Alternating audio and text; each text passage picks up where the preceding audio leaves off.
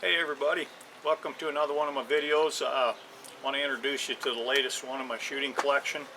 This time it's another CZ. It's the 455. It is a bull barrel, heavy varmint. 455, it's a 22 long rifle. You can also have it in 22 Magnum, 17 HMR. Got a fairly nice stick of wood on it. Rather nice stick, I guess, there for a $400 22. Way better than most stuff you see. Excellently designed, very well built rifle. Got a beautiful trigger in it. Haven't put a scale on it yet. When we get downstairs I will tell you what it is. Got a lot of clearance for the free float. The entire length of the barrel is floated. Like I say, we're going to take it downstairs, put it on the bench. I'm going to show you how it runs. I'm going to glass bet it. If you follow me at all, you probably realize I am a very firm believer. Bolt rifles anyway, I do not believe they are done. I don't believe they're finished until they're bedded properly. Production rifles, you'll never see it that way. High dollar aftermarket, custom built type stuff. The higher end stuff, my Kimber, that's glass bedded. There's a reason for it. Come on along for the ride and I'll show you how we're going to do it. Alright, we got her on the bench here. Take a mag out. You know, the only thing I've found so far that I have to disagree with this gun, and it's just the way it is, 5-round magazines. That's what you're limited to. They work rather well. They're easy to load. Removal of the bolt, you push the trigger, pull the trigger, excuse me. Roll it over. We have 2 action screws, one forward, one back.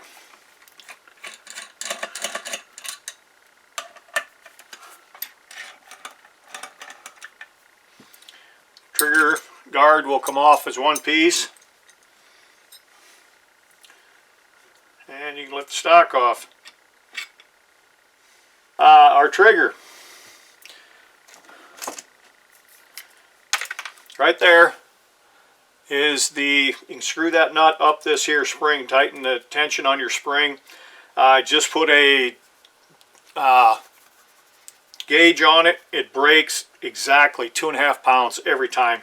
You can crank that up if you want to. That's the way I took it out of the box. That's the way I'm going to leave it. I've been shooting it a little bit on the side a couple of days ago. Works good. I'm going to leave it. Right there's the pivot for the trigger.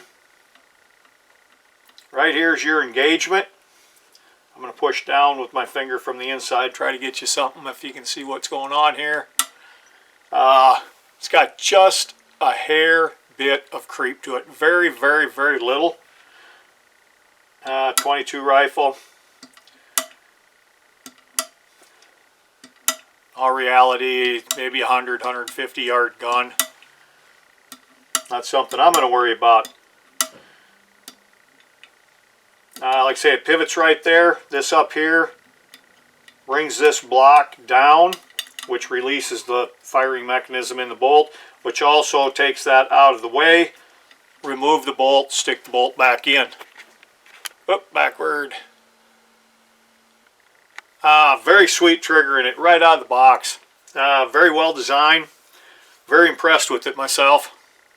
Let's get stock back up. We're going to bet it. The action on this, you will notice there is no such thing as a recoil lug on here. All your recoil is transmitted back into there, back into the tang area of the stock.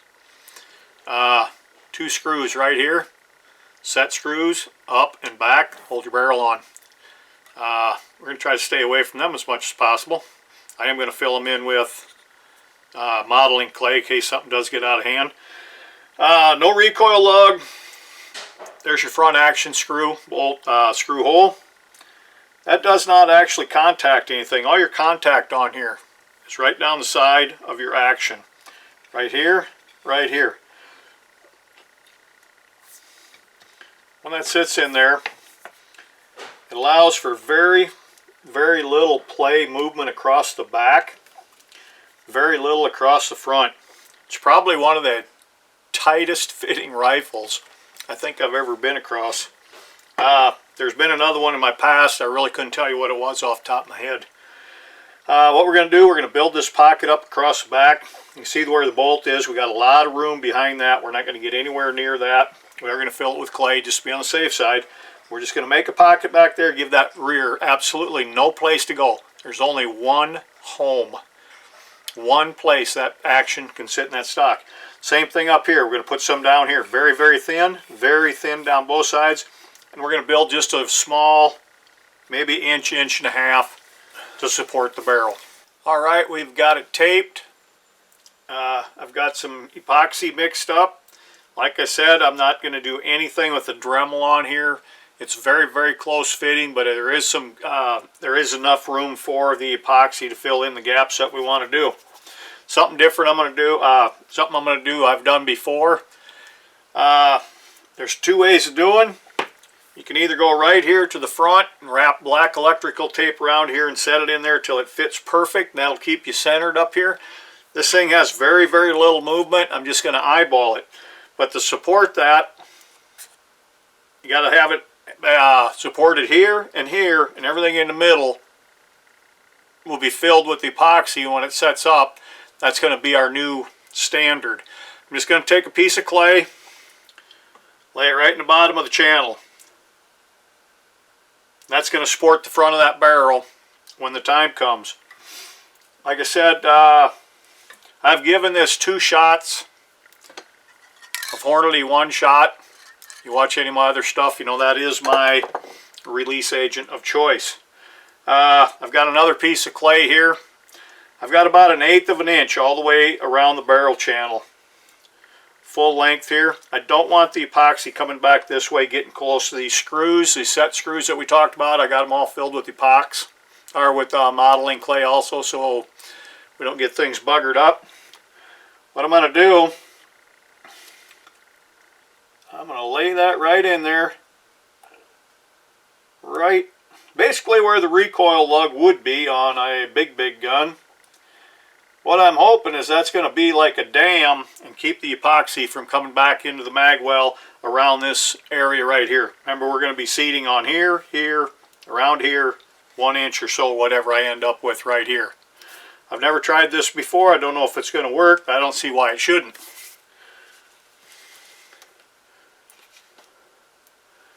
That said, let's see if I can screw things up. Not going to take much on the back side.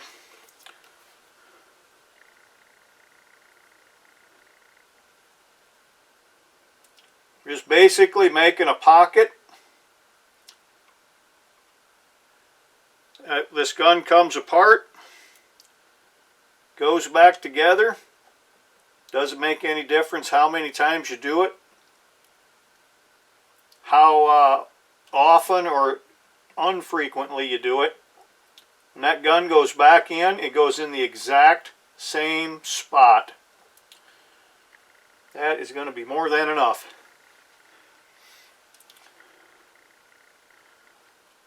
"10 years from now, you take this gun apart, put it back together, it'll be in the exact same spot. Nothing will change. We're going to use very, very little down this sidewall.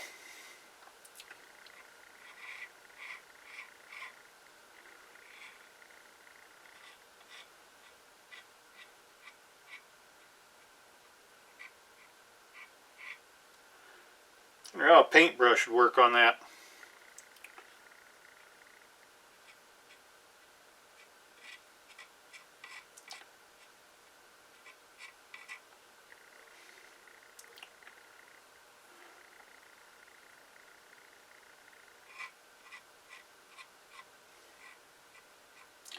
Most rifles will have the front end bedded around the recoil lug, if I had one, the front action bolt, and the rear action bolt. This part I'm putting glass on right now would be completely untouched. Floated, if you want to call it that.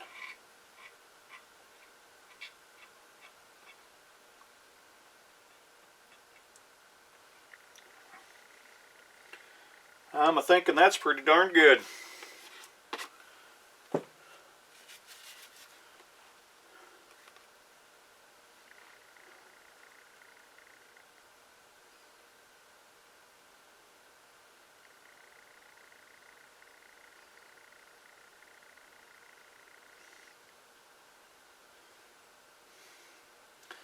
Stuff is pretty good consistency, very easy to work with. It will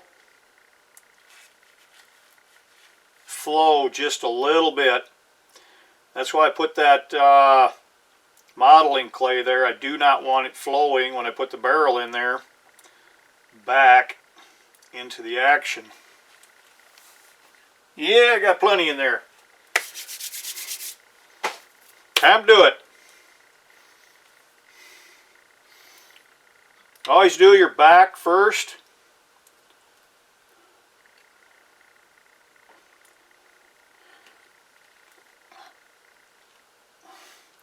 Keep your pressure at the action. Do not put it up here. That piece of clay up here is supporting it up there. Seat it.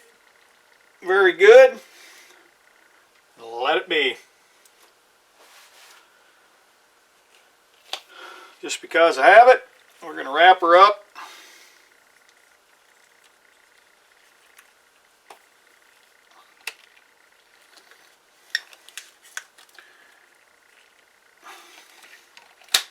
This actually mimics putting in your action screws, bolts, but we're not.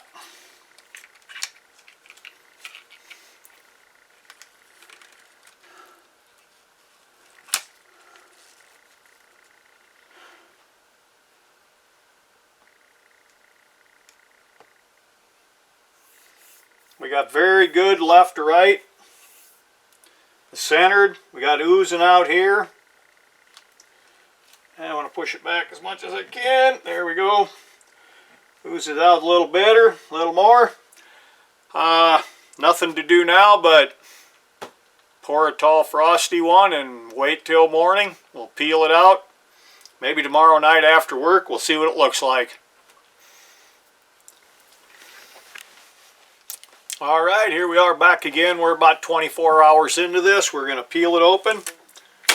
See what she looks like.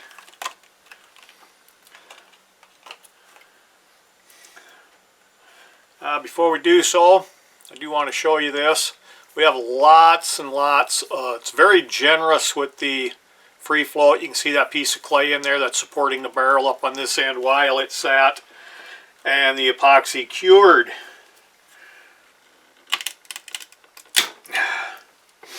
One little snap, out she comes. A little bit of cleanup with I have a warm wet rag. That's all it takes, soap and water. Let's do it the other way here.